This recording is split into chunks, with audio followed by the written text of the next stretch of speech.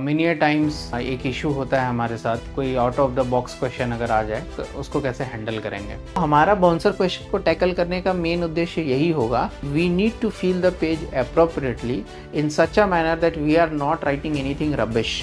Never miss the demand. हमेशा demand को fulfil करना ही करना है, चाहे आप कोई भी क्वेश्चन लिखो। ऐसा लिखा है जो थोड़ा बहुत डिमांड को मीट कर रहा है, तो वो 15 मार्कर में या 10 मार्कर में आपको एग्जामिनर जो है ना 4 मार्क्स 5 मार्क्स ना दे, लेकिन 2 या 3 नंबर तो दे ही देगा। एक मार्क्स का बहुत वैल्यू होता है यूपीएससी के एग्जाम में।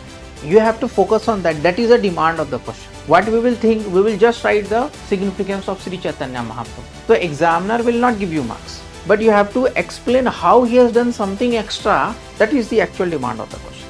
जो अप्रोचेस है हमारा पेस्टल अप्रोच है, political, economical, environmental, social, technological, हमेशा इनका पर्सपेक्टिव देना है। Today we are here to discuss an important topic, how to handle bouncer questions in civil services examination.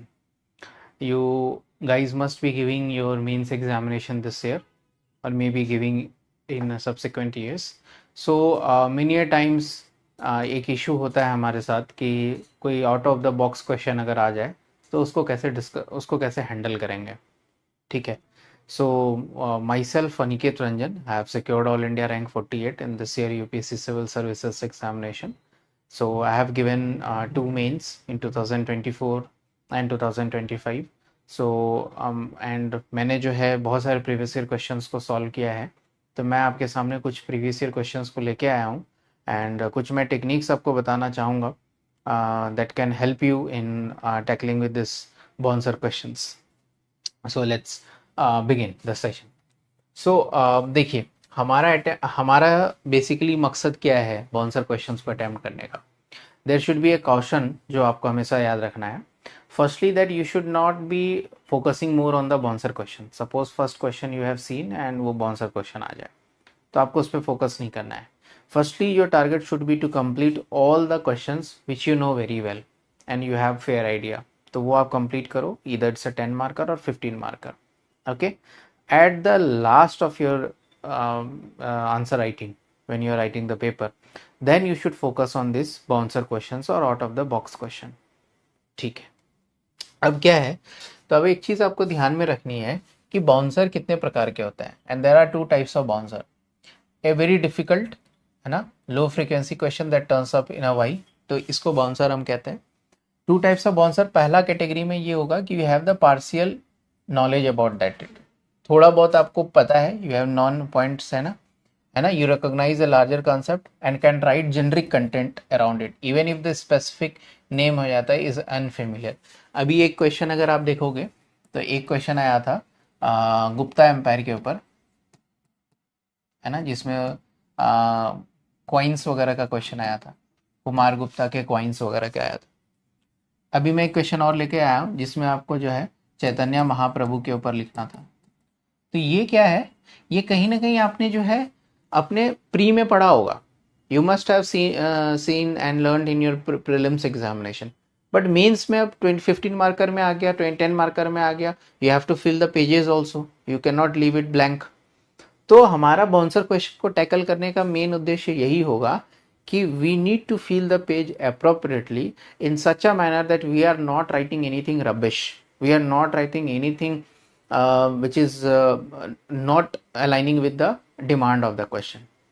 Examiner will understand whenever you will write a question, examiner will understand कि इस particular बंदे को, इस particular candidate को ये नहीं आ रहा है, इसने जो है जेनरिक लिखा है, बट उसके लिए भी आपको क्या करना पड़ेगा कि अपने कुछ लॉजिक्स को अप्लाई करना पड़ेगा। एंड दूसरा बाउंसर क्या होता है, जो आपको पूरा ही अनफेमिलियर है, अननोन कुछ क्वेश्चन आ गया है ना, वो भी मैं आपको यहाँ फियोर्ड्स के ऊपर आ गया है ना, फियोर्ड्स के ऊपर जो एक क्वेश्चन था, बस एक स्टेटमेंट लाइन पता है, कुछ है ही नहीं, है ना।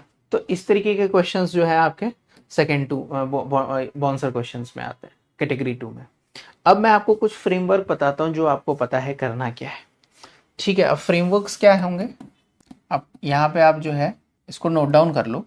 Never miss the demand. ठीक है, हमेशा डिमांड को फुलफिल करना ही करना है, चाहे आप कोई भी क्वेश्चन लिखो। अगर बाउंसर क्वेश्चन भी है तो उसमें जो भी चीज़ें पूछी हुई हैं आपको वही लिखना है और उसके ऊपर जो है आपका डिमांड लिखना पड़ेगा। दूसरा क्या होता है, ठीक है, इफ नॉट स्पेसिफिक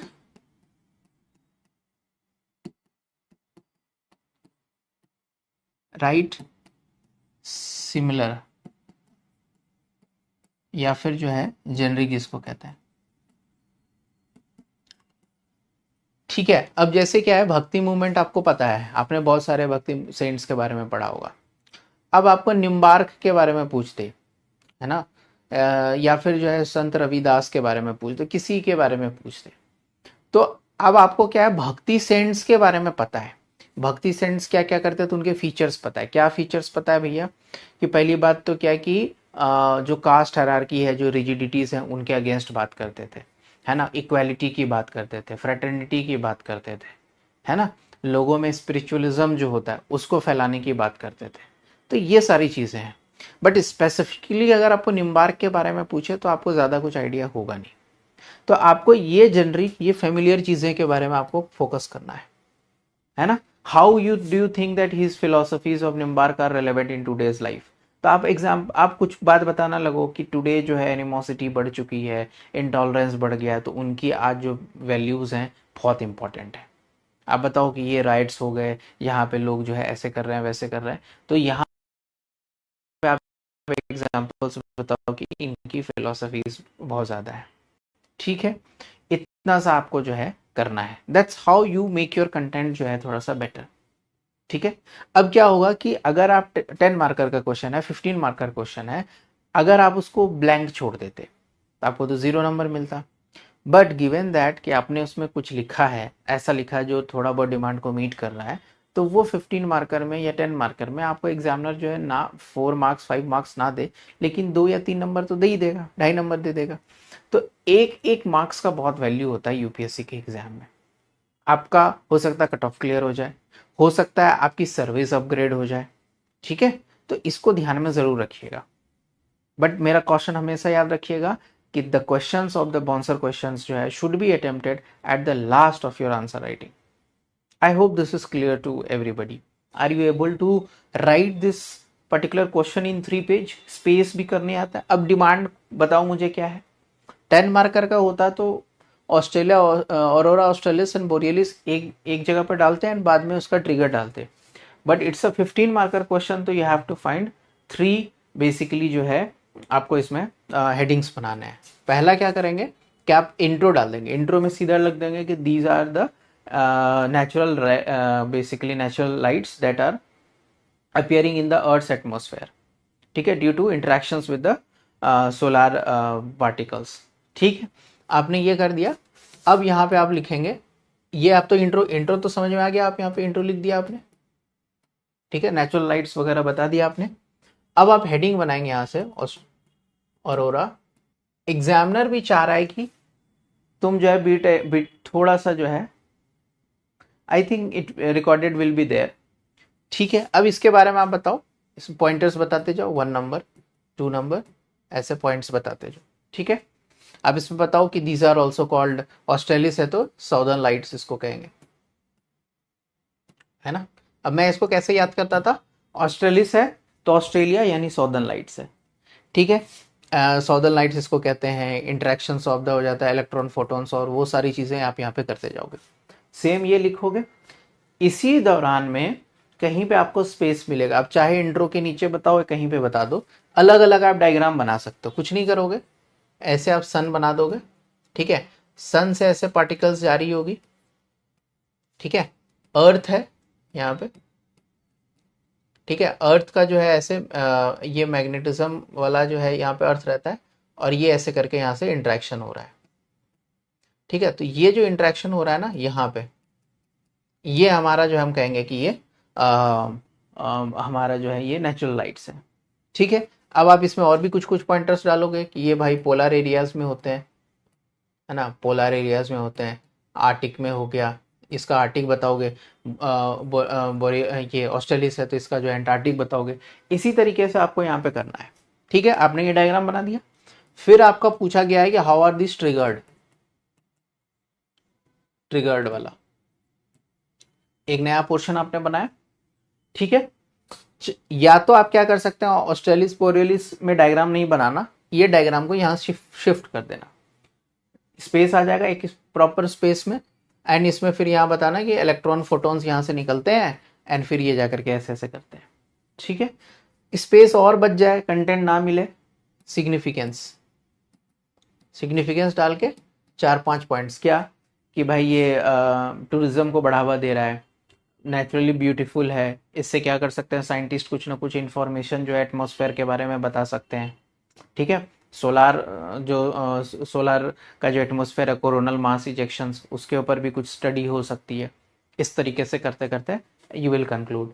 इंडिया में भी जो है हम हो सकता है लद्दाख वगैरह एरियाज में जो है हम इसको देख सकते हैं। I hope this is clear.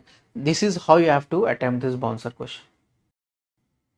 अब हमें सिर्फ दो ही चीज पता थी, ये क्या कैटेगरी 1 में है, where you know partially aurora australis and borealis, category 1 में है ये। आपको ये समझ में आ रहा है? Are you able to understand how to handle this questions? ठीक है, आप इसमें पॉइंट्स लिखेंगे। अब क्या है कि ये तो ज्योग्राफी के क्वेश्चंस हो गए, है ना। सेम ये ट्विस्टर का क्वेश्चन आ गया। अब देखिए, सिर्फ ट्विस्टर किसी को पता ही नहीं था, बहुत लोगों को पता नहीं था, मुझे खुद नहीं पता था ट्विस्टर्स क्या होते हैं। But twisters are called cyclones. Why are majority of the twister observed in the areas around Gulf of Mexico? अब मुझे क्या, जब ये 15 मार्क का क्वेश्चन मुझे मिला तो मैंने सोचा कि ट्विस्टर तो मुझे नहीं आ रहा, ट्विस्टर समथिंग कुछ ट्विस्ट हो रहा है, तो मैंने इसको टॉर्नेडो समझ लिया। गल्फ ऑफ मैक्सिको भी था, मैं रियलिटी बात बता रहा हूँ, इसमें गल्फ ऑफ मैक्सिको भी लिखा हुआ है, ट्विस्टर भी लिखा हुआ है। तो मुझे लगा, मैंने कैसे अपना थोड़ा सा समझो लॉजिक क्या लगाया, मैंने सोचा कि गल्फ ऑफ मैक्सिको है, यानी कि वो जो वाटर बॉडी है, ट्विस्टर कुछ ऐसा रोटेट कर रहा होगा, पक्का लो प्रेशर सिस्टम होगा। अब लो प्रेशर सिस्टम होगा तो तभी तो चीज़ें साइक्लोन या इस तरीके से टोर्नेडो वगैरह हो रहा होगा। ठीक है, तो मेरे को ये समझ आएगा कि मैं साइक्लोन्स का जो है कुछ ना कुछ इसमें कंटेंट डालूंगा, ये साइक्लोन्स का या फिर टोर्नेडो वगैरह का मोर और लेस सेम कंटेंट होता है।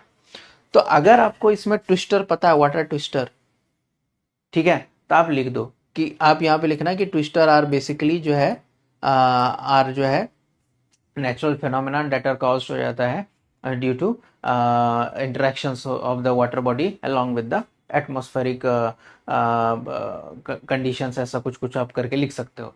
ठीक है, आप ये इंट्रो लिख करके कर देना, ऐसा इंट्रो बना के लिखो कि एग्जामिनर को लगे कि आंसर आ भी रहा है नहीं भी आ रहा है। ठीक है, मैं आपको रियलिटी वाली बात थोड़ा बता रहा हूँ, एक्चुअल एग्जाम सिचुएशन में आपको हो सकता है ये पता ना हो, मैं तब की बता रहा हूँ। बट अभी जैसे आपको पता है ट्विस्टर्स क्या है, तो इसका प्रॉपर कंटेंट पढ़ के जाना। मैं वहां पे बता रहा हूँ कि क्वेश्चन अगर ना आए समझ में तो क्या कर सकते हो, है ना। बाद में ये नहीं मुझे कहना कि मैंने जो है कुछ गलत बताया ऐसे करके। How you should think in the exam like situation, तो आप ऐसे ही बताओगे कि twisters are basically natural phenomenon that are caused due to interactions of the water bodies along with the atmospheric conditions. ठीक है, ऐसा ही होता है, साइक्लोन में भी ऐसा ही होता है। तो आपने ये कर दिया। आपने फिर क्या किया, why majority of the twisters are observed in the area of the Gulf of Mexico. फिर मैंने क्या किया, ऐसे साउथ अमेरिका का जो है ये वाला एग्जाम, ये साउथ अमेरिका का ऐसा डायग्राम कुछ कुछ बनाया, यहाँ पे साउथ अमेरिका वगैरह बनाया। तो गल्फ ऑफ मैक्सिको आप देखोगे कि यहीं पे इस जगह पे है। अब यहाँ पे कुछ कुछ कैरेक्टरिस्टिक्स डालने स्टार्ट कर दिए। ये मैंने देखा कि भाई यहाँ पे मुझे ध्यान में है इक्वेटर के नीचे में है ये, है ना, इक्वेटर के नीचे के एरिया है, यहाँ पे ट्रॉपिक ऑफ कैप्रिकॉन है। तो यहाँ पे कुछ कुछ मैंने यहाँ पे अटलांटिक ओशन है, ये सारी हैं। तो वो फिर फीचर्स मैं यहाँ पे लिखना स्टार्ट कर दिया मैंने, ठीक है, because of the some winds वगैरह का भी इम्पैक्ट यहाँ पे डाल दिया, ट्रेड विंड्स वगैरह का इम्पैक्ट डाल दिया। फिर यहाँ पे मैंने बोल दिया कि भाई यहाँ पे ओशन करेंट्स हो रहे हैं, ये हो रहे हैं, वो सब चीज़ों को मैंने यहाँ पे कंटेंट डालते डालते फिर मैंने इसको किसी तरीके से कम किया। ये डायग्राम बना देंगे। अब आपको 15 मार्क्स में क्या होगा, एग्जामिनर कहीं ना कहीं आपको कम से कम 15 मार्क्स में कितना दे देगा, 5 से 6 नंबर दे देगा, क्योंकि आपको कंटेंट नहीं भी आ रहा है but you have provided sufficient content. I hope ये आपको समझ में आ रहा होगा कि मैं किस तरीके से चीज़ों को सोचता था। आपने क्या किया, गल्फ ऑफ मैक्सिको उठाया, आपने कुछ कुछ जो मेजोरिटी ऑफ द ट्विस्टर्स, यानी कि कुछ तो रीजन होगा वहां पे, तो आपने बेसिक फीचर्स बता दिए, वहां पे क्लाइमेटोलॉजी के कुछ रीजंस बता दिए। ठीक है, ये समझ में आया आपको? So I'm again telling you, please be prepared with this kind of questions, है ना. Please be aware of the current affairs that are happening. Read newspapers और the current affair जो भी compilations आप पढ़ रहे हो, and be familiar with the current affair topics. ठीक है. अब ये क्वेश्चन जो है आउट ऑफ बॉक्स आ गया, तो मैं आपको बात कर रहा हूँ कि इस तरीके से आप सोच सकते हो, डायग्राम बना सकते हो. ठीक है. मैं आपको और भी कुछ चीज़ें बताऊंगा. मैं क्वेश्चन से डिस्कस करना चाहता हूँ ताकि आपको और चीज़ें समझ में आए. ठीक है. जैसे ये क्वेश्चंस में ले आया हूँ. अब ये क्वेश्चन देखिए, bhakti movement received remarkable reorientation with the advent of Shri Chaitanya Mahaprabhu. ठीक है. आई होप ये आपको दिख रहा होगा. क्वेश्चन के मतलब को समझो आप. Received A remarkable reorientation, that means there was bhakti movement that was existing, but with the advent of Sri Chaitanya Mahaprabhu there was a certain kind of reorientation. What he did differently, you have to focus on that. That is a demand of the question.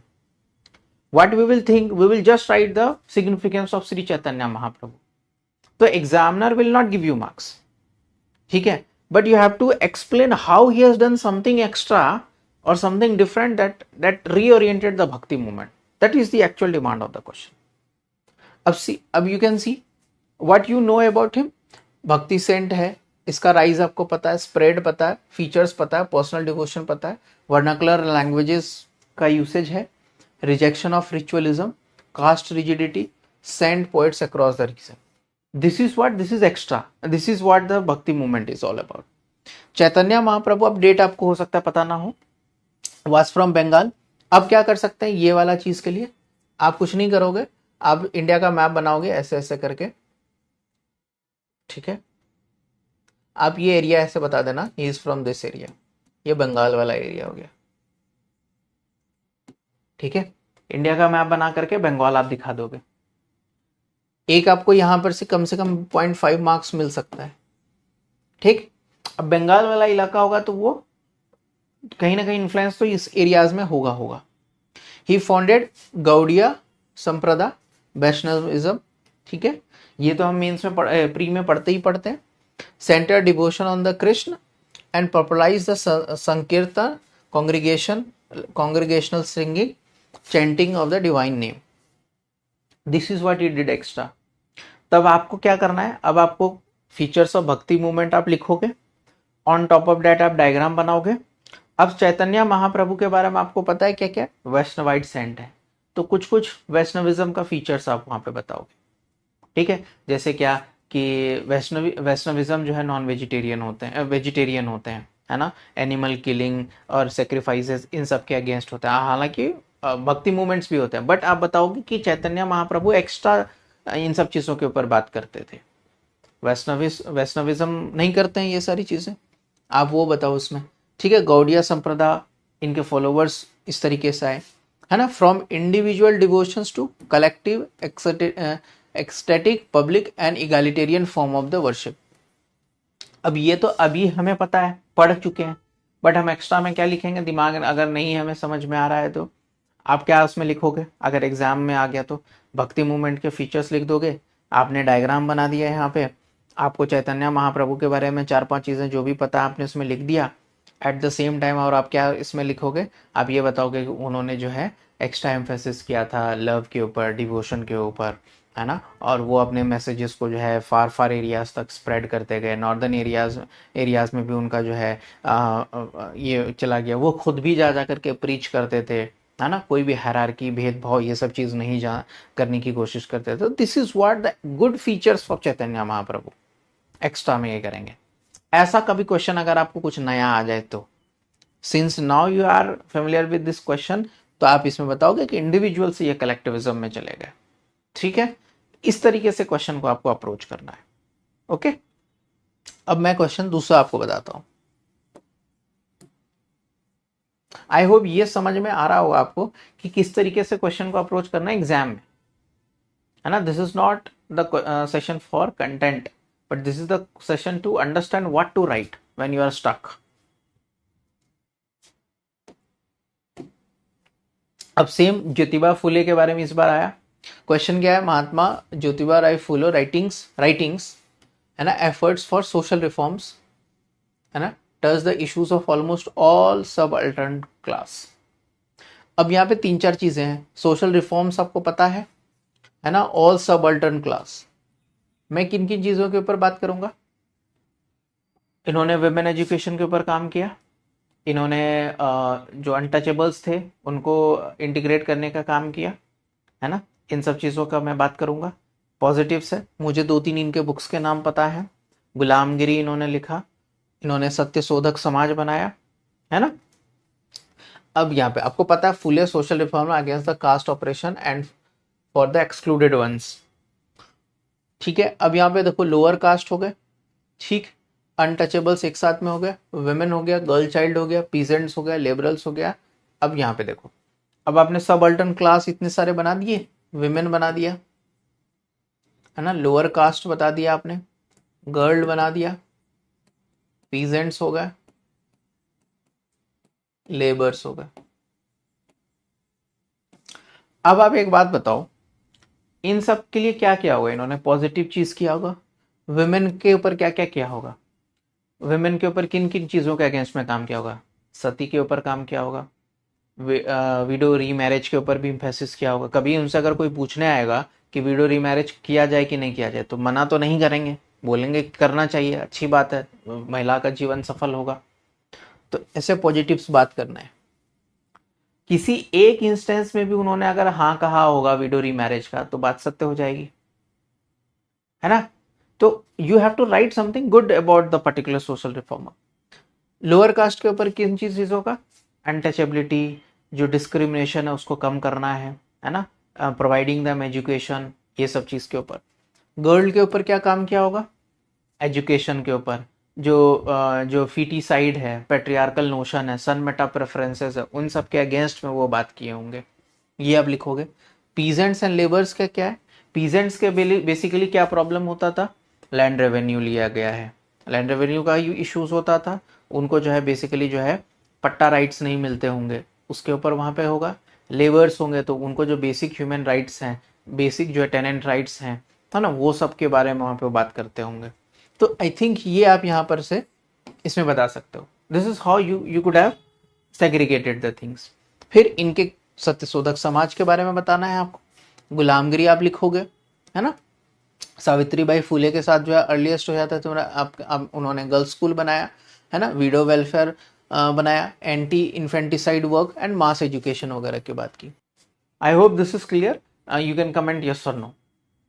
I hope are you able to understand? You could write yes, you are able to comprehend what I am trying to tell you, how you can generate points. अब ये question देखो, ये थोड़ा पुराना question है but yes, दो 100% FDI is already allowed in non news media, ध्यान देना, 100% FDI is allowed in non-news media. The government is mulling increased FDI in news media. What difference would increase in FDI make? Critically evaluate the pros and cons. अब एक बात बताओ, इसमें तुम्हें पता है कि नॉन न्यूज मीडिया में 100% FDI गवर्नमेंट में अलाउ कर दिया है। The government is mulling increased FDI in news media. Government जो है ये FDI न्यूज मीडिया के बारे में बात कर रहा है। What difference it will would an increase in FDI make? FDI बढ़ेगा तो क्या आएगा? प्रीलिम्स अगर किसी ने अच्छे से पढ़ा है तो FDI का इंक्रीज का मतलब सीधा हो जाता है कि आपका कैपिटल आएगा, है ना, है ना, आपका इनोवेशन आएगा, है ना, इनोवेशन आएगा, आपकी क्रिएटिविटी बढ़ेगी। मैं जिस पे फोकस करूंगा, है ना, इन्वेंशन होगा, क्रिएटिविटी बढ़ेगी, कैपिटल आएगा, है ना, because FDI are basically the owners, कहीं ना कहीं वो ऑनर्स होते हैं, FPI की तरह तो होते नहीं है। They invest in the shares of the company, they are like the owners of the company. तो ये बढ़ेगा तो वो खुद उस पर्टिकुलर जो इंडस्ट्री कंपनी है उसको खुद की कंपनी मान के चलेंगे एंड तब उसको और बेहतर तरीके से ग्रो करने का काम करेंगे। आपको यही फोकस करना है। तो FDI का आप वहां पे बताओ क्या है, लॉजिक वगैरह देना है, कैपिटल, टेक्नोलॉजी, कंपटीशन बढ़ेगा, जॉब्स, क्वालिटी वगैरह आएगी, है ना, आगे और फिर जो है प्रॉफिट हो जाता है आपको मिलेगा, लॉस ऑफ द डोमेस्टिक हो जाता है, ये होगा। तो अब यहाँ पे मीडिया वाला जो एंगल है उसको डॉज मत करना, ये मैंने लिखा है यहाँ पे। The stem is anchored in the news media, so purely generic FDI answer under perform, spend real lines on editorial independence, इसके ऊपर भी फोकस करना है, प्लुरलिटी ऑफ द वॉइसेस के ऊपर फोकस करना है, नेशनल सिक्योरिटी के ऊपर फोकस करना है, narrative control and cross media ownership हो गया। तो इसका क्या मतलब हुआ कि जब आप एफडीआई का इसमें आप सीधा सा आप लिखोगे कि नॉन न्यूज़ मीडिया में एफडीआई वगैरह अलाउड है, तो इससे हमें क्या है फ़ायदा, ये सारा ये मिल जाएगा। But at the same time क्योंकि यहाँ पे क्रिटिकली इवेल्युएट की बात किया गया है, तो आपको ये समझना पड़ेगा एफडीआई यानी कि foreign company, foreign development, foreign direct investment होगा। तो फॉरेन कंपनीज आएगा, फॉरेन वाले लोग आएंगे, तो क्या उनका कितना इंटरफेरेंस है होगा हमारे न्यूज़ में, एडिटोरियल्स में, है ना, बायसनेस ऑन द कंटेंट, उसके ऊपर भी फोकस करना है। क्या इंक्लूसिविटी है, क्या वो उन पर्टिकुलर एरियाज को भी दिखा रहा है जो कि सेंसिटिव है, वल्नरेबल्स हैं, वो सबको ध्यान देना है, कितना ज़्यादा इंडिपेंडेंस है उसमें। ठीक है, तो दैट इज़ इम्पॉर्टेंट। ठीक है, ये आपको ध्यान रखना है। आई hope this is clear. Media वाला एंगल को मत छोड़ना, क्योंकि ये आपको बताएगा कि इंडिपेंडेंस कितना होगा वो organisation. Correct. Now see this question, distinguish between human development index and IHDI, inequality human adjusted human development index with special reference to India, why inequality adjusted better indicator of inclusive growth। अब बताओ, किसी ने अगर पढ़ा होगा inflation adjusted, आप जो है किसी भी पैरामीटर्स को अगर आप निकालते हैं, इन्फ्लेशन को एडजस्ट करने का क्या मतलब होता है, आपने इन्फ्लेशन हटा दिया, उसके बाद देखा कि आपका एक्चुअल टर्म्स में कितना ज़्यादा ग्रोथ हुआ है। ह्यूमन डेवलपमेंट इंडेक्स में जो है अगर हम देखेंगे तो पहली बात तो हेल्थ एक कंपोनेंट आएगा, लाइफ एक्सपेक्टेंसी जिसको कहते हैं, नॉलेज यानी कि स्कूलिंग है ना, ठीक, and decent standard of living जो है, that is gross national income per capita, ये 3 कंपोनेंट होंगे। HDI ये इनइक्वालिटी वाले क्या करते हैं, discounts each of these 3 terms for the inequality in its distribution. ठीक है, HDI में ये तीनों इंक्लूड है, इनइक्वालिटी एडजस्टेड में इनको हटा दिया जाता है। तो हम चेक करते हैं कि कितने कितने पैरामीटर्स में इन सब का डेवलपमेंट है। ठीक है, तो मैं क्या करता इसमें, मैंने क्या एक्चुअली में एग्जाम जब मैं कर रहा था तो मैंने क्या किया इसमें, मैं ये बताया कि अगर मैं ऐसा सोच सकता था यहाँ पे जो है, सॉरी, मैंने इसको क्या सोचा कि inequality human adjusted human development index में क्या हुआ कि कुछ बेटर की तलाश है वहाँ पे हम ये जो 3 एरियाज हैं इसको हम बेहतर तरीके से और देखेंगे कि गैप्स कितने हैं। एक्चुअल में ये इतना होना चाहिए था, ऐसा ये मैं बनाने वाला था, है ना, ये गैप है यहाँ पे, है ना, ये यहाँ पे अगर मैं देखूंगा तो ये यहाँ पे गैप है, आप देख सकते हैं ये, या फिर ये यहाँ पे हो जाएगा तो ये गैप है, तो ये ऐसा मैं बताता। तो ये जो गैप्स है ना, ये इनइक्वालिटी एडजस्टमेंट, ये लाइफ एक्सपेक्टेंसी की बात हुई, है ना, ये मान के चलिए नॉलेज की बात हुई, और ये आप मान के चलिए कि स्टैंडर्ड ऑफ लिविंग के लिए बात हुई। तो ये मैं जो गैप्स होता ये मुझे बताता इनइक्वालिटी ह्यूमन डेवलपमेंट इंडेक्स। ये डायग्राम मुझे अभी जैसे याद आया तो मैंने ये डायग्राम बनाया था। ठीक है, ह्यूमन डेवलपमेंट इंडेक्स का आप यहाँ पे बात बता दोगे। ठीक है, अब वही ये इनइक्वालिटी बता देगा। ये मैंने डायग्राम मुझे अभी याद आ गया कि ये मैंने बनाया था एक्चुअल में। ठीक है, तो अब आप इसके बताइए, वाइडर जो है HDI टू HDI गैप हो जाता है the bigger the inequality loss. So when there is no inequality ये इक्वल हो जाता है इसके, है ना। Why better for inclusive growth, it rewards distribution होगा, नॉट एवरेजेस हो गया। So it shows whether gains reach the bottoms और not, India loss is significant given income, gender and regional gaps. आप वही सारी बातें उसमें बता देंगे, तो आप फिर बताएंगे कि इनइक्वालिटी क्यों है ना, वाई इट इज़ इंपॉर्टेंट, ये डिस्ट्रीब्यूशन अच्छे से करता है, जेंडर स्पेसिफिक टारगेट करेगा, रीजनल स्पेसिफिक टारगेट करेगा। फिर आप इसमें ये बताएंगे कि जो गैप्स होंगे, डिजिटल डिवाइड हो गया या किसी भी प्रकार के जो गैप्स हैं उसको हमें कंप्लीट करने का जो है ज़्यादा जो है डेटा देता है, ज़्यादा हमें जो है इन्फॉर्मेशन प्रोवाइड करता है। ये मैं तब की बात बता रहा हूँ कि जब ये आउट ऑफ बॉक्स क्वेश्चन आ रहा है, now you are in a position you know it very well, तो आप इसके अच्छे आंसर लिखोगे। बट मैं उस समय ज़्यादा नहीं जानता था, थोड़ी बहुत मुझे आइडिया थी, तो मैं इसको कैसे करूँगा आपको समझना है। इन्फ्लेशन से मैंने इसको तुरंत रिलेट किया, इन्फ्लेशन एडजस्टेड जो भी चीज़ें हो जाती हैं, है ना, इन्फ्लेशन एडजस्टेड हमारा जो GDP होता है, तो हम क्या है इन्फ्लेशन को हटा देते हैं, तो हम वो रियल जीडीपी के ऊपर फोकस करते हैं इन्फ्लेशन हटाने के बाद, ऐसे तो नॉमिनल है, that is what it is. ठीक है, अब ये क्वेश्चन देखिए, what is the meaning of term tax expenditure, taking the housing sector as an example, discuss how it influences the budgetary policy of the government. अब tax expenditure क्या है, और house hold को अगर हम एक सेंटर ऑफ डिस्कशन लें तो कैसे गवर्नमेंट पॉलिसीज को, बजटरी पॉलिसीज को इन्फ्लुएंस करता है। Expenditure sounds like money spent, है ना, money spent, so the instinct is to guess the cost of collecting tax, that is wrong. ठीक है, अब देखिए, tax expenditure is the revenue forgone, आपने टैक्स कलेक्शन किया, उसमें से कलेक्ट करने में भी आपको बहुत सारा एक्सपेंडिचर हुआ ना, फाइलिंग हो गया, बहुत सारे प्रिंटिंग हो गए, विजिट्स हो गए, बहुत सारा इश्यूज होता है, so that is what the tax expenditure is. ठीक है, नॉट द मनी स्पेंट। ठीक है, it is a revenue the government gives up through the exemptions, deductions, rebates and concessional rates to encourage a chosen activity. अब मैं यही चीज यहाँ पे बताना चाह रहा था, टैक्स एक्सपेंडिचर मैंने जो पहले बोला वो गलत था, कि आपने टैक्स कलेक्ट करने में क्या एक्सपेंडिचर किया, ये हमें गलत होगा। मैं यही बात बताना चाह रहा था कि जब हम क्वेश्चन देखेंगे तो हो सकता है हमसे गलती हो जाए, है ना, हम वो ये आंसर लिखेंगे तो ये क्वेश्चन गलत हो सकता है, तो ये क्वेश्चन रखना है, ये मैं इसलिए लाया था, मुझे याद आ गया अभी, ये क्वेश्चन रखना है आपको। ठीक है, इसलिए मैंने यहाँ पे लिखा था, ये रॉन्ग लिख दिया था मैंने, याद आ गया मुझे। Expenditure sounds like money spent, so the instinct is to guess the cost of collecting, that is wrong. और मोस्ट ऑफ द टाइम हम ये कर देते हैं और ये गलत हो जाता है, हमारे मार्क्स इसमें कम हो जाते हैं। तो अब इस टाइप के क्वेश्चन में आपको क्या करना है कि आप लिख सकते हो अगर आपका इच्छा करे, but it depends upon the examiner, वो आपको मार्क्स देगा, उसका इम्पैक्ट आपके और क्वेश्चंस में क्या पड़ेगा। ठीक है, it's better to leave it.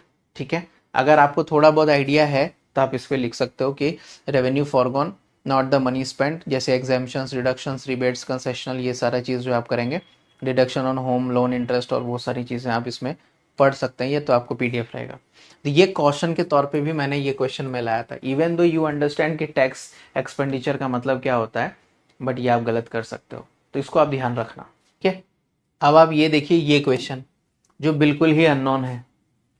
ठीक है, फ्योर्ड्स के ऊपर आ गया, है ना, फ्योर्ड्स, डीकलनाइजेशन ऑफ मलय पेनिनसुला हो गया, एलिलोपैथी के ऊपर आ गया, अभी तो आप पढ़ते हैं ये सब, physics, Nobel for blue LED, no concept, we do not have anything, there is no negative marking in Mains, ये मैंने लिखा है, a blank guarantees zero, a short honest relevant attempt can still fetch you some marks 1 or 2, so the rule is not always leave it, do not bluff at length, this is very important, bluff कभी नहीं करना है, do not invent specifics, do not burn 8 minutes manufacturing a wrong answer, ये वही वाली बात है, tax expenditure पे नहीं करना है, नहीं आ रहा है नहीं लिखना है, छोड़ दो, बिल्कुल ही आउट ऑफ बॉक्स आ गया, आपने क्या सबने नहीं लिखा होगा, या लिखा होगा तो गलत लिखा होगा।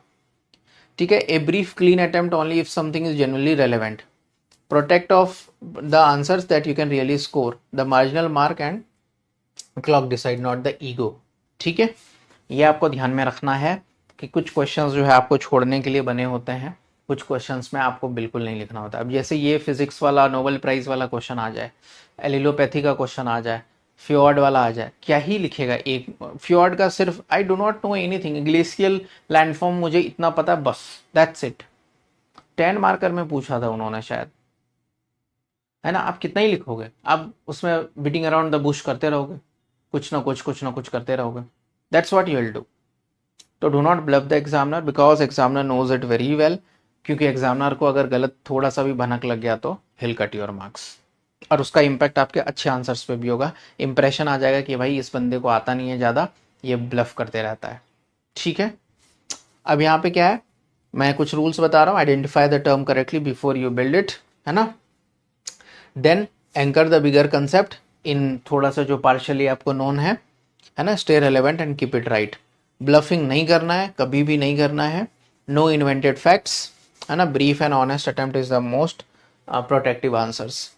ठीक है, a calm generalist on point attempt beats both blank and confident bluff, तो this is very important line that you should always keep in mind, a calm generalist on point attempt beats both blank and a confident bluff. Do not bluff. Okay, so this is what the session is all about.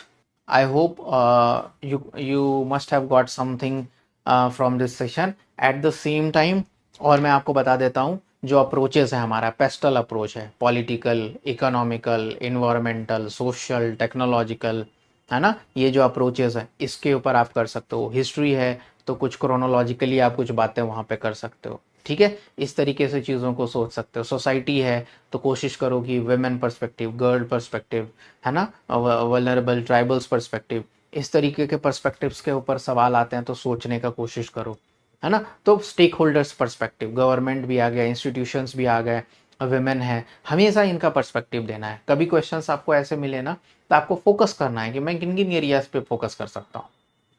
तो ये आप answer writing में पढ़ते ही होंगे। Right smart अगर आपने Shivin sir का देखा है तो उसमें बहुत सारे सर अप्रोचेस बताते हैं। सो वो अप्रोचेस को भी आप वहाँ पे यूज करोगे। But the important fact is that do not bluff the examiner, do not write something rubbish, है ना, out of the box. Write something that is honest, that is genuine, that should fit in the particular question. Okay, so this is what the session is all about. Okay guys, then thank you so much. I hope this session was helpful to you. All the best for your exam.